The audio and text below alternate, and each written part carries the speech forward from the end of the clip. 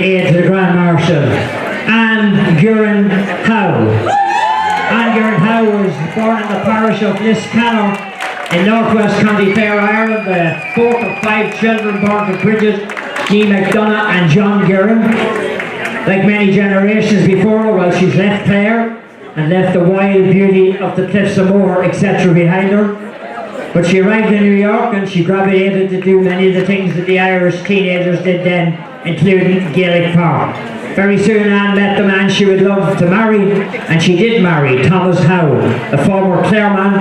Anne and Thomas settled into married life in Jersey City, later moved to New York and became parents of 2 children and a daughter who have blessed Anne with 4 grandchildren. In recent years she's lived in Mount Kisco. Anne has also taken an active role in the Ladies' Ancient or Hibernians Division 16 of Westchester County. She is currently the president.